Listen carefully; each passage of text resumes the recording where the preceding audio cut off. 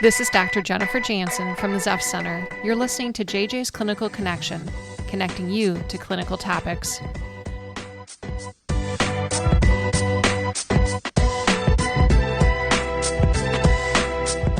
This month, we're celebrating two important observances: Employee Appreciation and Mental Health Awareness Month. It's no secret that mental health professionals play a vital role in our communities, providing critical care for individuals and families as they navigate mental health and substance use challenges. While it is a privilege to support others through their healing, over time, being exposed to indirect trauma can have a real impact on clinicians themselves. Known as vicarious trauma, this phenomenon can negatively affect mental health professionals and leave them feeling overwhelmed, vulnerable, and stressed.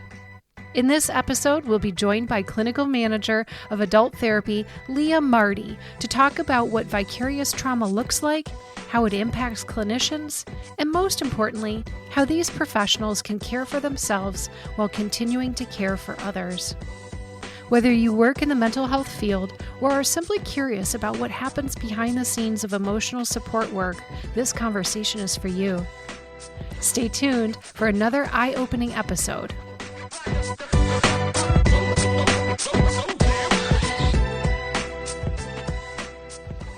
Well, Leah, welcome to the studio today. Do you want to introduce yourself to our listeners? Hi, everyone. My name is Leah Marty. I'm a licensed professional clinical counselor with supervisory designation here at the Zeph Center. I am currently the clinical manager of adult therapy, and so I oversee all of our mental health therapists here at Zeph. I've been with the agency for about 6 years at this point. Great. Well, for those who may not be familiar, can you explain what vicarious trauma is and how it impacts clinicians and providers? Yeah, so vicarious trauma is when a clinician or someone in the helping profession starts to experience trauma-like symptoms, and they might develop pattern responses due to hearing about trauma from their clients. And usually it's a repeated exposure to trauma from their clients. As helpers, we're often sitting with humans who have experienced some type of trauma, and we're consistently exposed to this. And if we don't have our own skills in place, we run the risk of developing first secondary traumatic stress and then vicarious trauma.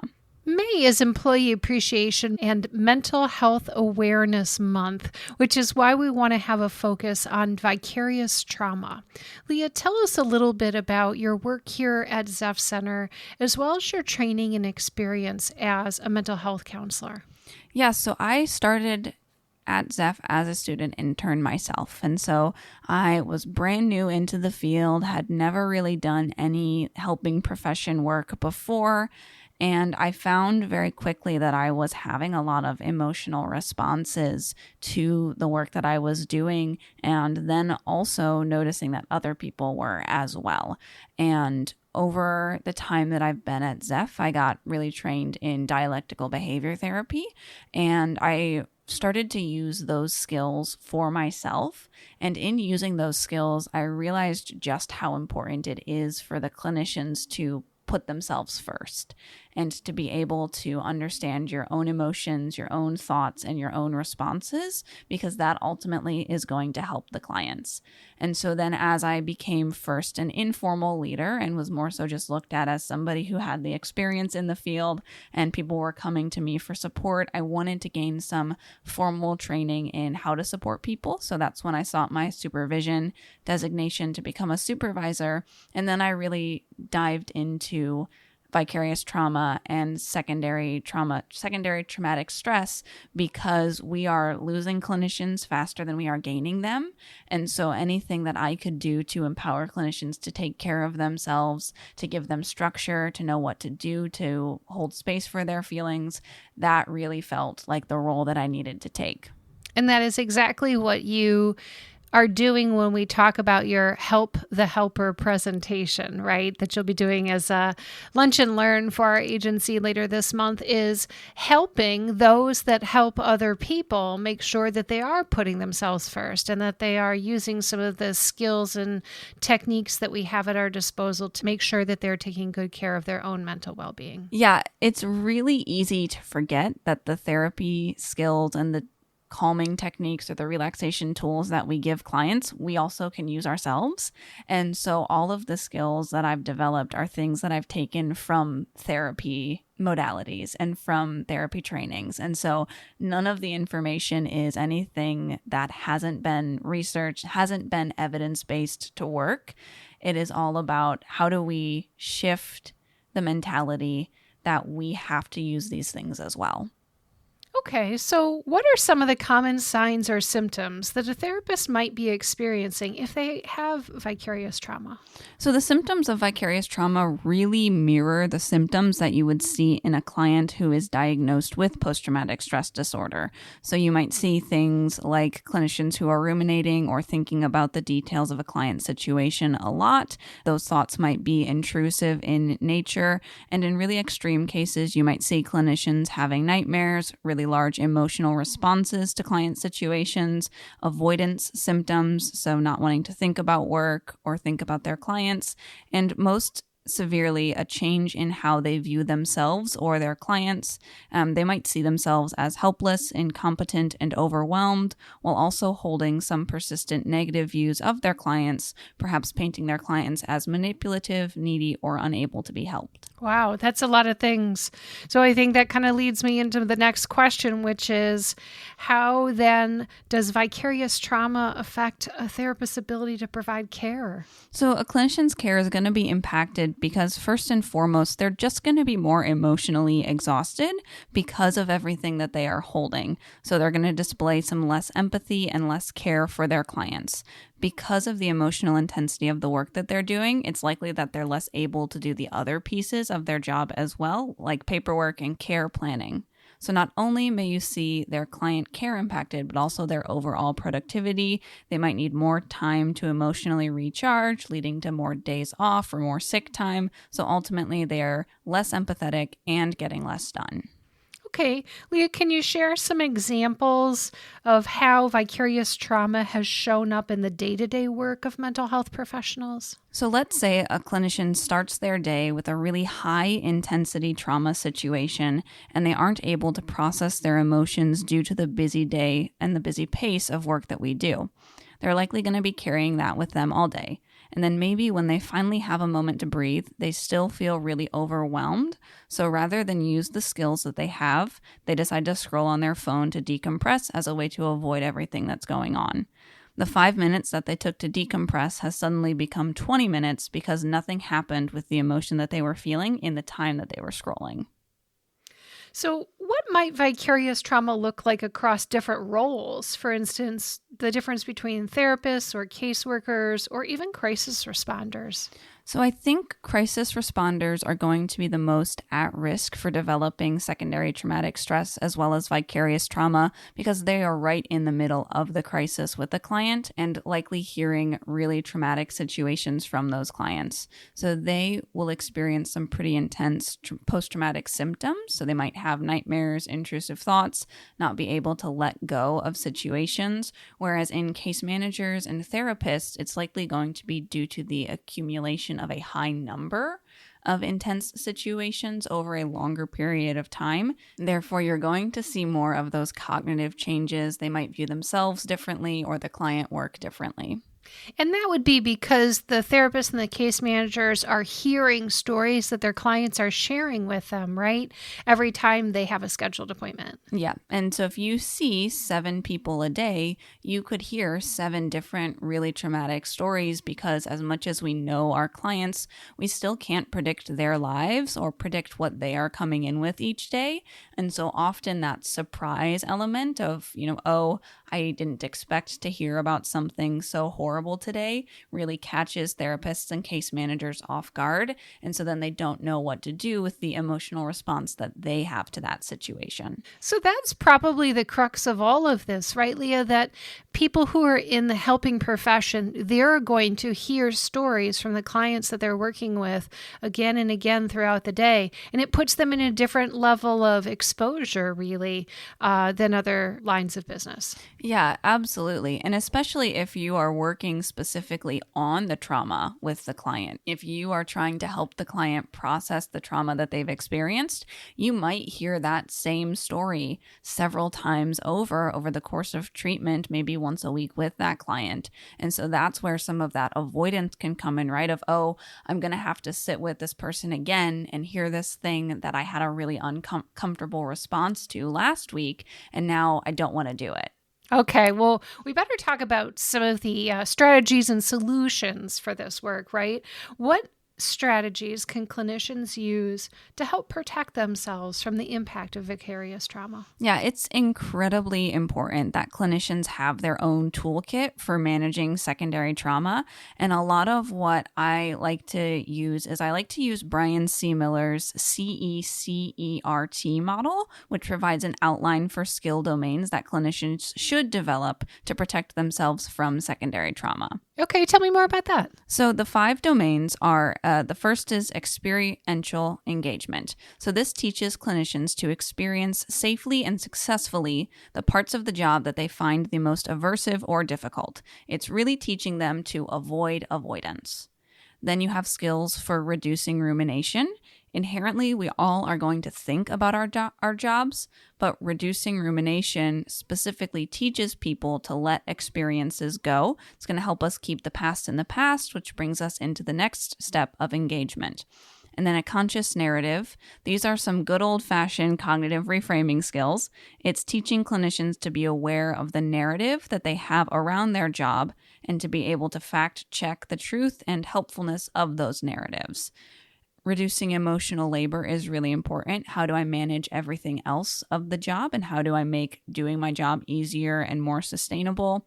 And then lastly, parasympathetic recovery, making sure that we are taking care of our nervous systems and regulating ourselves in order to find and create breathing room in our day. So teaching clinicians to mindfully structure the work that they do in ways that will be supportive to their longevity and growth in the field.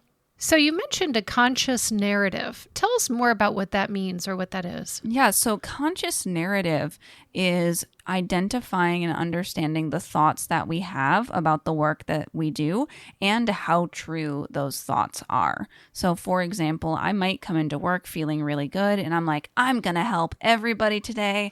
I'm going to be a great therapist. Everybody is going to leave feeling good. And if I'm holding that belief really tightly and then I meet with a client who maybe doesn't have a good therapy day or presents with a lot of barriers to change, now my belief is crushed. And so when we have this conscious narrative, we're able to go in and set some realistic expectations. So like, I am feeling good.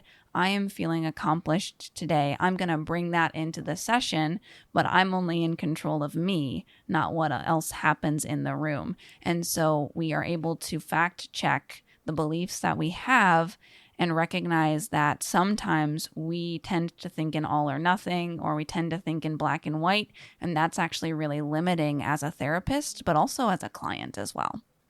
Leah, I'm very interested to hear more about experiential practices that clinicians could employ to help them manage the trauma that they are exposed to.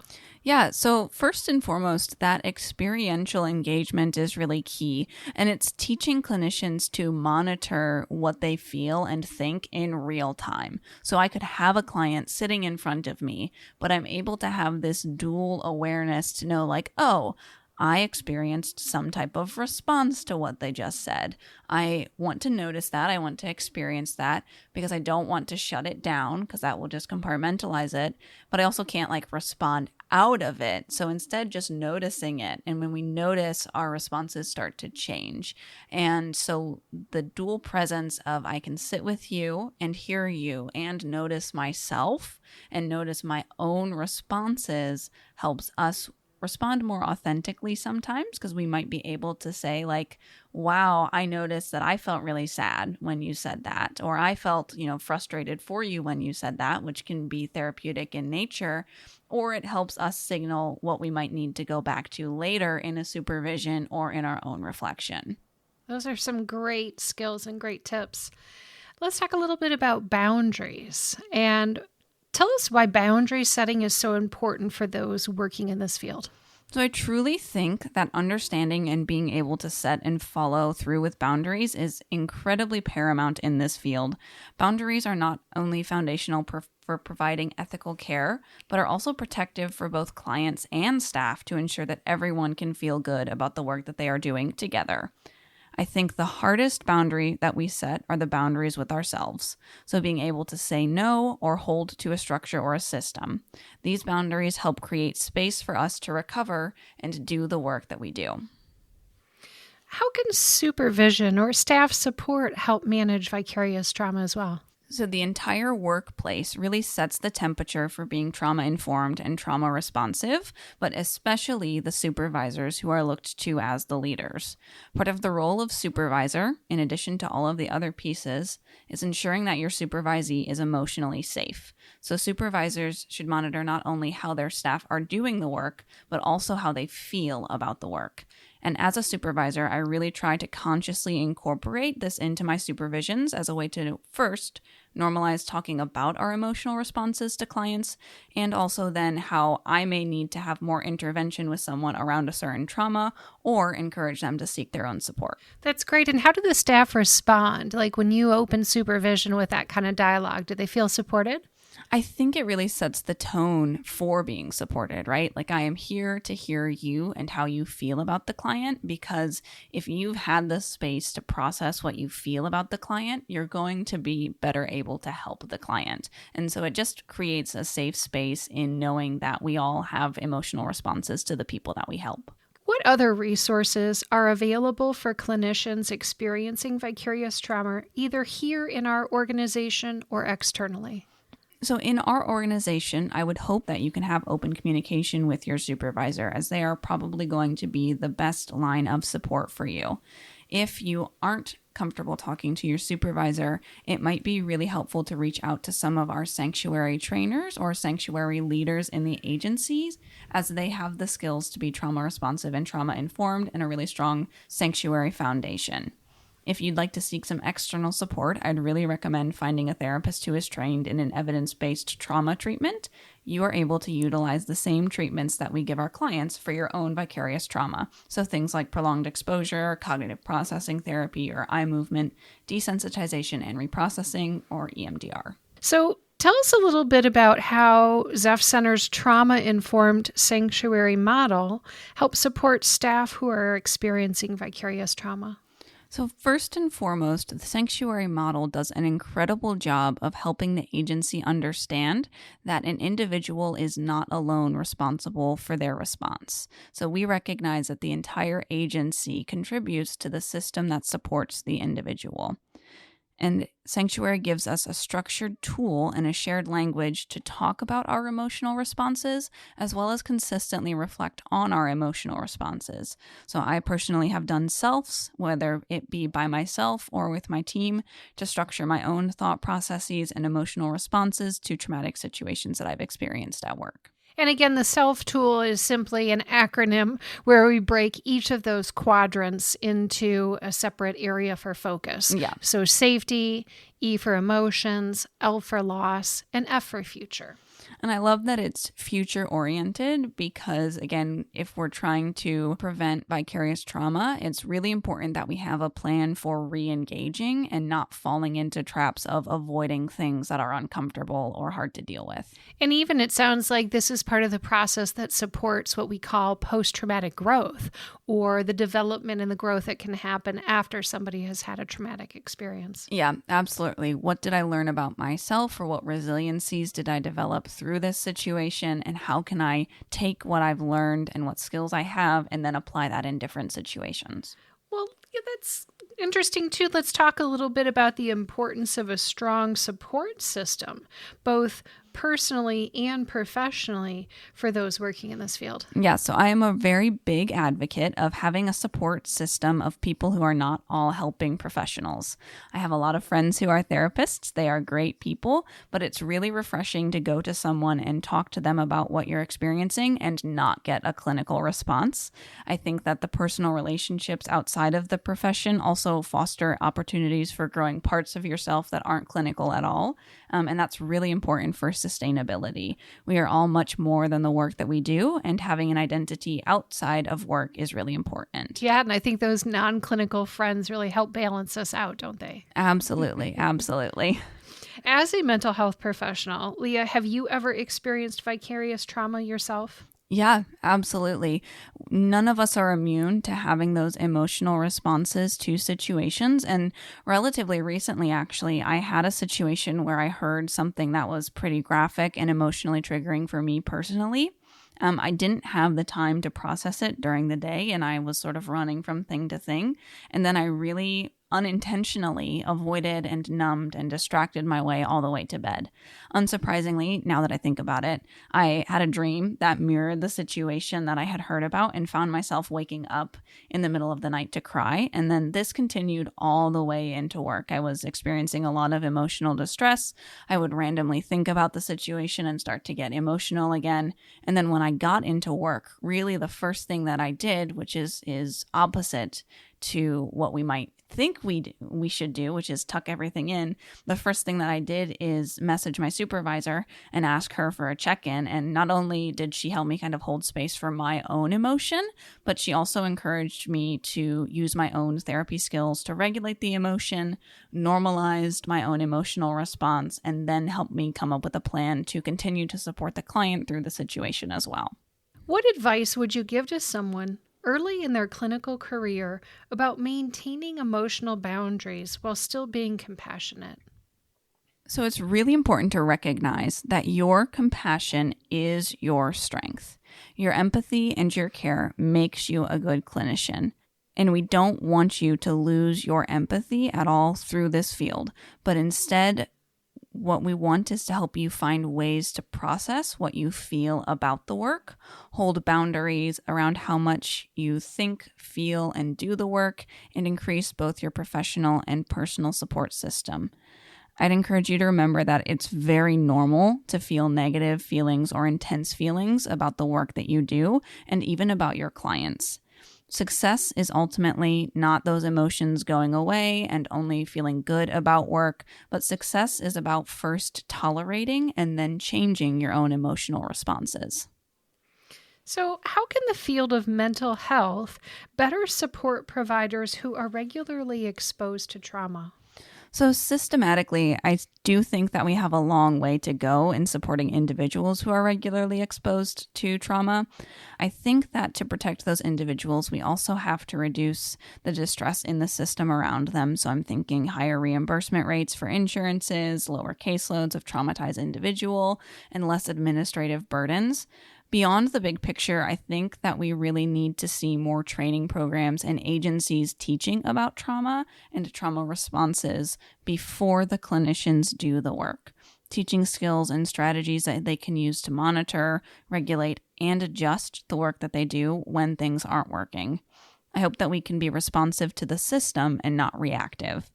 Implementing policies and procedures to prevent secondary trauma before it happens, as well as equipping clinicians with the tools ahead of time. We can't predict what we will be exposed to, but we can have a prepared response. Absolutely. So, what changes would you like to see in training programs or at agencies when it comes to addressing vicarious trauma? So, talking with helping professionals, you hear a lot about self-care. And it is self-care, self-care, self-care, or work-life balance. And I would love to see agencies or training programs or schools dig into what that really means and help the clinician identify what it means for them. And self-care, especially for helping professionals, I think inherently just has to look different. It might take more effort, more energy, and more time to do self-care effectively when you are working with such traumatized individuals and in such a complex environment. So I would love to see schools and agencies talk about self-care in a way that feels realistic to those clinicians, as well as in a way that helps empower them to hold boundaries, to make changes to how they do the work, and ultimately supports a long career. If someone listening today is experiencing vicarious trauma, what next steps should they take? So if you think that you are experiencing vicarious trauma, I would really encourage you to reach out to a trusted support, ideally someone connected directly to the work that you do. Know that no one should struggle alone, and collectively, we all are better than any single one of us. If you still feel that you are struggling, coming from a therapist who has received therapy, there's no shame in getting your own help. Remember that you have the knowledge and the tools to help others, so you can use them for yourself as well.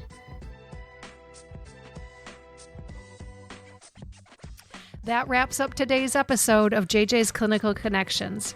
A huge thank you to Leah for shedding light on the emotional toll that vicarious trauma can take on those in the behavioral health field. If you're a mental health professional struggling with vicarious trauma, remember that you are not alone and help is available. Recognizing the signs of vicarious trauma and reaching out for support is not a weakness. It's an essential part of your self-care. If you enjoyed this episode, be sure to download and share it. For the latest clinical connections, subscribe to Spotify, Apple Podcasts, or wherever your favorite podcasts are found. For more information about vicarious trauma, local treatment options, and other resources mentioned in this episode, check out our show notes. For immediate help with emotional distress or mental health, call Zeph Center Crisis Care at 419-904-2273. That's 419-904-CARE. Remember, if your work involves taking care of others, don't forget to take care of yourself too. Until next time, this is Dr. Jennifer Jansen signing off.